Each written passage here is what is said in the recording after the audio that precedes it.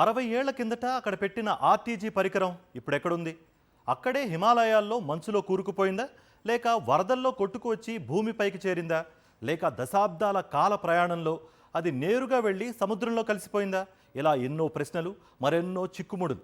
అసలు ఇన్నేళ్లైనా ఆ పరికరాన్ని ఎందుకు కనిపెట్టలేకపోయారు? 1978లో వాషింగ్టన్ పోస్ట్ రాసుకువచ్చిన ఈ కథనంతో ఆపరేషన్ మొత్తం బయటపడింది. దీంతో ఇండియాలో తీవ్ర నిరసనలు వ్యక్తమయ్యాయి. గంగా నదికి ప్రమాదం వాటిల్లిందని, లక్షల మంది ప్రజలు మృత్యువాత పడతారనే ఆందోళన మొదలైంది. అప్పటి అమెరికా అధ్యక్షుడు జిమ్మీ కార్టర్, భారత ప్రధాని మొరార్జీ దేశాయ్ ఈ అంశంపై రహస్యంగా చర్చించారు. ఆ తర్వాత రెండు దేశాల్లో ఈ వివాదం సద్దుమణిగేలా చేయగలిగారు. దీనికి సంబంధించి 1978 ఏప్రిల్లో పార్లమెంట్లో మొరార్జీ దేశాయ్ ప్రకటన చేశారు.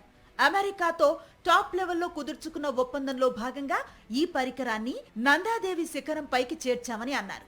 అయితే ఈ మిషన్ సక్సెస్ అయ్యిందా లేదా అనే విషయాన్ని ఆయన వెల్లడించలేదు. ఓ రేడియో ధార్మిక పరికరాన్ని కనిపెట్టడం చాలా సులభం. దీనికి సంబంధించి కొన్ని పరికరాలు అందుబాటులో ఉన్నాయి. అయితే ఇప్పటి వరకు అది ఎక్కడుందో ఎవ్వరూ కనిపెట్టలేకపోయారు. భారత ప్రభుత్వం ఆ పరికరాన్ని స్వాధీనం చేసుకుని అమెరికాకు కూడా సమాచారం ఇవ్వలేదని కొందరు చెప్తారు. మరికొందరు మాత్రం అది అక్కడే మంచు ఫలకాల కింద కూరుకుపోయి ఉంటుందని అనుమానిస్తున్నారు. అయితే 1978 వరకు దాని నుంచి ఎలాంటి రేడియో ధార్మికత విడుదల కాలేదు. ఈ మేరకు అణుశక్తి కమిషన్ ఓ నివేదికను ప్రభుత్వానికి సమర్పించింది.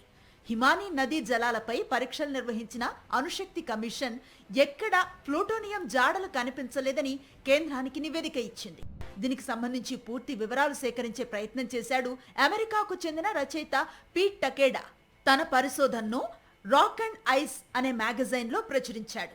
వర్షాలు, వరదలకు దుమ్ము పట్టిన ప్లూటోనియం గోళం దొర్లుకుంటూ హిమానీ నదుల్లో కలిసిపోయి ఉండొచ్చని ఆయన 2 దశాబ్దాల కిందట అనుమానాన్ని వ్యక్తం చేశాడు. ఆయన అంచనానే నిజం అనుకుంటే 60 ఏళ్ల పాటు మట్టిలో ఉన్న ఏ వస్తువైనా భూమిలో కలిసిపోతుంది. కానీ ఈ ఊహ తప్పు. ఎందుకంటే ఆర్టీజీ పరికరంలో ఉన్న ప్లూటోనియం 238 అనే రేడియో ఐసోటోప్ జీవితకాలం 176 సంవత్సరాలు. ఈ లెక్కన చూసుకుంటే పరికరంలో ప్లూటోనియం తీవ్రత సగం కూడా క్షీణించుండదు. అంటే ప్రమాదం ఇంకా పొంచి ఉందని అర్థం. బీజేపీ ఎంపీ నిషికాంత్ దుబే పోస్టుతో ఈ వ్యవహారం మళ్లీ తెరపైకి వచ్చింది. అటు ప్రజల్లో భయాందోళనలు రేకెత్తడంతో పాటు ఈసారి ఇది పొలిటికల్ టర్న్ కూడా తీసుకునేలా ఉంది.